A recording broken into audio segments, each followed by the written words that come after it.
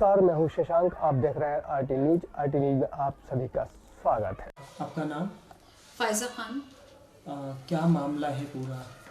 मेरे पिताजी की षड्यंत्र पूर्वक हत्या की गई है, जिसके अंदर फरीन, उसका भाई बाबर शावर, उसका पिता जफर, उसकी माँ उसके परिवार वाले जो हैं वो इन्वॉल्व हैं और उसके ऊपर कोई कार्रवाई नहीं की गई है। इसके लिए हम माननीय गृह मंत्री नरोत्तम मिश्रा जी से हमारा निवेदन है कि वो इसके ऊपर कार्रवाई करें और इस मुद्दे को आगे तक लेकर जाएं। और इसके अंदर कज़ियात का भी एक बहुत बड़ा रोल है। ये कब का मामला है? कौन से वर्ष का मामला है? ये 2016 में उसने हनी ट्रैप का मामला है और 2016 में उसने शादी का ढोंग रचाया, जबकि वो हाई कोर्ट में अपने पहले पति की पत्नी ही थी और वहां डिक्लेयर करती रही वो कि मैं पत्नी हूँ, लेकिन यहाँ पर उसने दूसरी शादी का ढोंग रचाया और एक दिन में वो घर छोड़ के भाग गई। और उसके बाद वो मेरे पिताजी को बराबर टॉर्चर करती रही और करते करते फिर उनका यह हाल हो गया कि उनको लगी बेहोशी की हालत में वो घर में आते थे, उनको बुला के उनको टॉर्चर किया जाता था और इसी तरीके से टॉर्चर करते करते 1 साल के अंदर 2017 में उनका निधन हो गया, सिर्फ प्रॉपर्टी के लिए। आपके पिताजी एजाजुद्दीन खान। और जिनके साथ उनकी शादी हुई थी उनका क्या नाम था? फरीन खान। अच्छा, तो ये मामला कौन से वर्ष का है?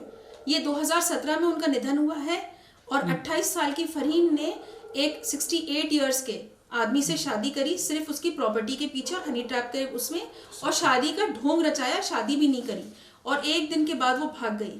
और उसके सदमे से उनको टॉर्चर करने की वजह से उनकी ओपन हार्ट सर्जरी भी हुई और उनके कई चोटें भी आई और बाद में धीरे धीरे उनकी हालत गिरती चली गई और उनका निधन हो गया।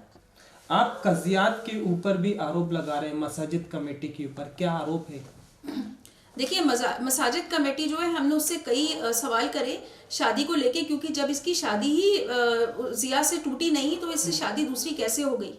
और इसकी एक दिन पहले हमारे रिश्तेदारों के सामने ही इसको तलाक उसने जिया ने आकर दी और दूसरे दिन, क्या ये कज़ियात में ये अलाउड है कि एक दिन के तलाक के बाद दूसरे दिन जो है वो शादी हो जाए? लेकिन इसके साथ ऐसा हुआ, तो ये सब क्या मांजरा है? इसके क्या प्रमाण हैं कि वो एक दिन पहले ही तलाक हुआ था? क्योंकि इसके गवाह हमारे पास मौजूद हैं कि उसको एक दिन पहले जिया ने आके तलाक दी और दूसरे दिन उसने हमारे फादर से शादी कर ली। तो इसके सवाल जो है, बहुत सारे सवाल इस पे उठते हैं और जब हम लोगों ने बहुत सारे जो हमारे सवाल इससे लेकर थे कि उसकी जब निकाह वो ही नहीं हो पाया, ख़त्म ही नहीं हो पाया था, तो किस तरह से उसकी दूसरी शादी हो गई, तो इसके हमें जवाब नहीं दिए गए। यहाँ तक कि हमें वकील को भेजना पड़ा वहाँ पर कि इन चीज़ों के सवालों के जवाब दें, तो अभी तक उन्होंने कोई जवाब हमें नहीं दिया है, जबकि हमारे 30 दिन से ज़्यादा हो चुके हैं। जबकि कानून यह है कि 30 दिन के अंदर आरटीआई लगाई जाए तो उसका जवाब देना चाहिए, लेकिन उन्होंने कोई जवाब अभी तक नहीं दिया है। तो आप इसमें किसको दोषी मानते हैं? जो मसाजिद कमेटी है वो आपका जवाब नहीं दे रही है, जानकारी नहीं दे रही, तो इसमें आप किसको दोषी मानते हैं? देखिए, इसमें तो पूरी मसाजिद कमेटी जो है वो ही आरोपित होती है, क्योंकि अगर मसाजिद कमेटी से ही हमको हमारे सवालों के जवाब नहीं मिलेंगे तो फिर हम कहाँ जाएंगे? तो फिर हमें और आगे तक जाना पड़ेगा और आगे तक हमें कोशिश करनी पड़ेगी कि हमको सही तरीके से जवाब दिया जाए कि नोटरी से तलाक दी गई, नोटरी से क्या तलाक होती है? क्या मान्य है नोटरी से तलाक? और उसके ऊपर केस चल रहा था, उसने इस चीज़ का कोई भी इस चीज़ के बारे में बताया नहीं और ना इन लोगों ने कोई कार्रवाई करी। जब उस पर केस चल रहा था तो दूसरी शादी कैसे हो गई? ये सारी चीज़ें गलत थी और एक दिन के बाद जब वो भाग गई तो ये तो बिल्कुल प्रूव हो गया कि उसने हनी ट्रैप किया था, सिर्फ ये दिखाने के लिए, दर्शाने के लिए कि मैं इनकी पत्नी हूँ, जबकि वो पत्नी है ही नहीं, वो तो पहले पति की ही पत्नी थी शुरू से। तो आपने मसाजिद कमेटी से आरटीआई के माध्यम से क्या जानकारी मांगी है? ये बता देंगे। आपका नाम? सोहिल खान जी। क्या मामला है पूरा? देखिए, ये मेरी पत्नी के फादर का मामला है। वो एक 68 ईयर्स के एक ओल्ड स्टेज के बूढ़े इंसान थे और एक एजुकेशन डिपार्टमेंट के इंजीनियर थे। बहुत अच्छी फैमिली से बिलोंग करते थे और उनको एक पेशेवर जो लोग होते हैं, आदतन अपराधी लोग, बाबर शावर आपने देखा होगा, ये हनी ट्रैप में भी, और साक्षी शर्मा इनकी पार्टनर है और इनका कई जगह थानों के अंदर, करीब 12 थानों के अंदर क्रिमिनल रिकॉर्ड्स हैं, इनके फोटोग्राफ्स हैं, बहुत सारी चीज़ें। तो ये क्रिमिनल फैमिली है और ये क्रिमिनल फैमिली पूरी एक हनी ट्रैप करके बूढ़े लोग होते हैं, सीनियर सिटीजन, उनको ट्रैप करके, उनको ब्लैकमेल करके, हनी ट्रैप करके और उनसे पैसा ऐंठने का काम करती है।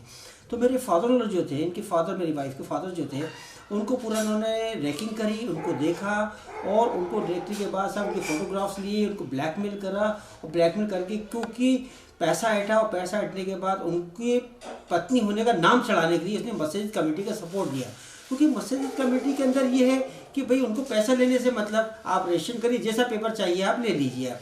तो सवाल ये उठता है कि जो फरीन बाबर शावर की जो बहन अपराधी लोग जो हैं उनकी बहन जो है उसको यूज़ करा लोगों ने, और वो जो फरीन जो थी उसका नाम चढ़ाने के लिए मस्जिद कमेटी के साथ मिलकर विदाउट उसका हस्बैंड साथ में था जिया, उसको बिगड़ तलाक दी हुई। जबकि मुस्लिम किसी भी अगर रिलीजन्स में आप देखेंगे तो हर रिलीजन के अंदर जो है स्पेशल रिलीजन्स के अंदर भी कोई भी महिला 2 शादी नहीं कर सकती। कहीं भी आप देखें मुस्लिम के अंदर भी ये है कि 4 शादी मुस्लिम कर सकता लेकिन महिला नहीं कर सकती। ये जो फरीन महिला थी इनके काम यही थे। तो इन्होंने क्या करा कि जिया के साथ इनको मिल मिला के इन्होंने इजाजुद्दीन को, जो इनके फादर हैं, इजाजुद्दीन को टारगेट बनाया और उनकी प्रॉपर्टी को हथियाने के लिए उन्होंने एक षड्यंत्र रचा और मस्जिद कमेटी को इसके लिए साथ में लिया। वहाँ के कुछ मौलवी या जो लोग होंगे, ये जांच का विषय है कि इनकी जांच की जाए, इनको जो दोषियों को वो दिया जाए कि ऐसे कैसे आपने बिगड़ तलाक दिए हुए कैसे आपने दूसरी शादी कर दी आपने, जबकि वो दोनों पति पत्नी थे।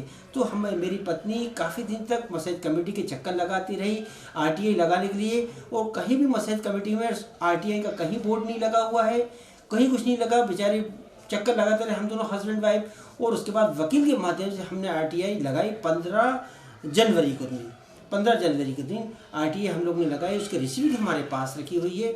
और ये लगाने के बाद फिर जब हम चक्कर लगाते रहे तो यासिर जो वहाँ पे एक बैठते हैं सेक्रेटरी, उन्होंने हमारे साथ बहुत बड़ा मिसबिहेव करा, बहुत कहा कि हम लोग RTI नहीं मानते, हम लोग RTI को नहीं मानते, हमारा एक मुस्लिम इदारा, मैं खुद मुस्लिम हूँ, मेरी पत्नी मुस्लिम है, हम मुस्लिम फैमिली से बिलोंग करते हैं, लेकिन मुस्लिम एक इदारा इतना बड़ा जो कि मुस्लिम के हेल्प के लिए खोला गया है, जो गवर्नमेंट ग्रांट देती है, गवर्नमेंट पैसा देती है मुस्लिम के हेल्प करने के लिए, लेकिन वहाँ पे ये कहा जा रहा है यासिर मियां के द्वारा कि हम RTI को नहीं मानते। और उसका प्रूफ देखिए कि आज 15 जनवरी को जब हमने दिया तो 15 फरवरी को जब हम रिपोर्ट लेने गए तो हमको भगा दिए गए कि हम कोई रिपोर्ट नहीं देने वाले और हमारे यहाँ रिपोर्ट कुछ नहीं, चले जाओ। क्या जानकारी मांगी है आपने RTI के? हमने RTI में ये मांगा कि ये बताइए कि आपके यहाँ नोटरी से डाइवोर्स मानी जाती है, जो कि सुप्रीम कोर्ट नहीं मानती। दूसरी चीज़ ये कि एक औरत क्या 2 शादी ये कर सकती है विदाउट तलाक दिए हुए, विदाउट डाइवोर्स के, ये हमने मांगी। फिर हमने ये पूछा कि ये बताइए 15 जुलाई सन 2016 को जो इनके फादर के हनी टेप के जो डॉक्यूमेंट्स तैयार हुए मैरिज के, उन डॉक्यूमेंट्स को ये कैसे बने, ये कैसे बगैर आपके सहयोग के इसको सर्टिफिकेट कैसे मिल गया, कैसे आप लोगों ने कर दिया, ये हमने सवाल पूछा। दूसरा सवाल हमने पूछा कि जब आपको सुप्रीम कोर्ट ने ये ऑर्डर करा हुआ है कि आप किसी की तलाक नहीं कर सकते आप, तो आपने इसे कैसे तलाक एक्सेप्ट कर ली। जो फरीन जो है, जो अपराधी जो महिला जो है, उसका पति दोनों मिलके इस पति को 14 तारीख को बुलाया गया, उसने वर्बली कहा वर्ड से कि मैंने इसको तलाक दे दी।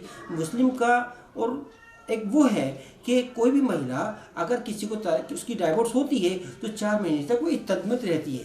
तो ऐसा क्या हुआ कि 14 को तलाक हुई और 15 को निकाह हो गया, मतलब आपने इस पर संज्ञान नहीं लिया। आप किसको दोषी मानते हैं? हम जितना अपराधी लोग साथ में उतना मस्जिद कमेटी के लोग भी इसमें अपराधी हैं, क्योंकि इन्हीं के सहयोग से अपराध पनप रहा है। लोग आते हैं, शादियों का सर्टिफिकेट लेते हैं और लोगों को ब्लैकमेल करते हैं और उनकी हत्याएं करते हैं। अभी आप मस्जिद कमेटी से क्या मांग करना चाहते हैं? हम मस्जिद कमेटी से ये हमने मांग करते हैं कि मस्जिद कमेटी में जो लोग इन्वॉल्व हैं, जो इस 420 420 के कामों में इन्वॉल्व हैं, उन दोषियों को सज़ा दी जाए, उन दोषियों को है न्यायालय के वो किया जाए, उनको अरेस्ट किया जाए, उनके ऊपर कार्रवाई की जाए। और जो पीड़ित महिलाएं जो चक्कर लगा रही है RTI के लिए, इसके लिए वहाँ पे एक प्रॉपर RTI का वो लगाया जाए। और डॉक्यूमेंट्स जो मांगने के लिए जो 300-400 फीसें ली जा रही हैं, वहाँ पे गरीबी रेखा के परमिट वालों के लिए फ्री डॉक्यूमेंट्स उपलब्ध कराए जाए।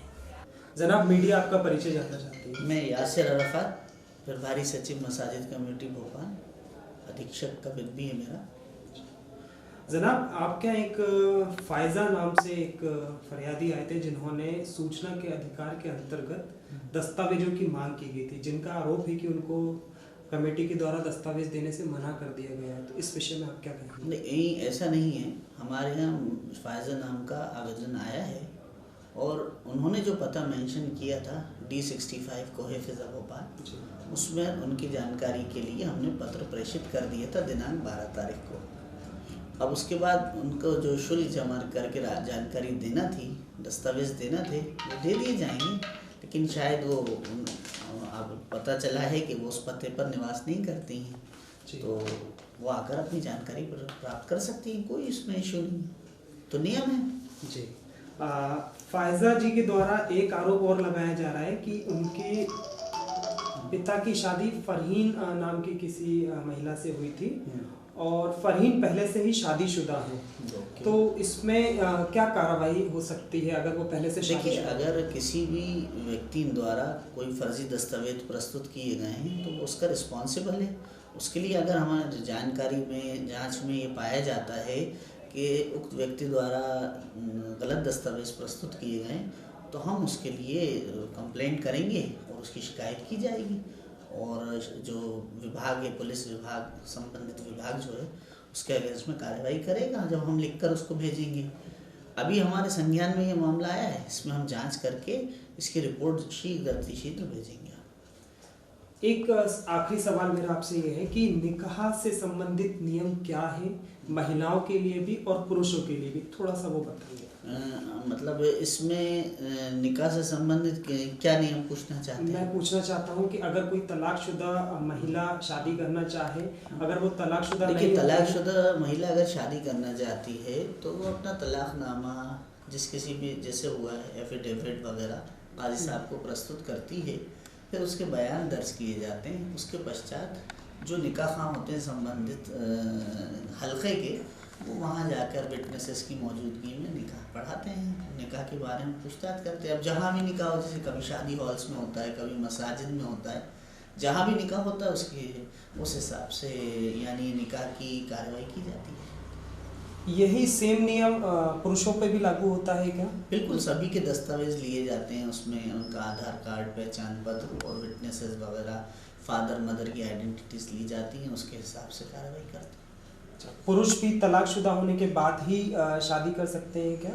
अब ये एक शरई लॉ के हिसाब से इसकी क्वेश्चन, जैसे मुफ्ती हजरात हैं, उलमा हजरात हैं, काजी हजरात हैं, इनसे आप जानकारी हासिल करें। मैंने जो लीगल थी आपको बता दी।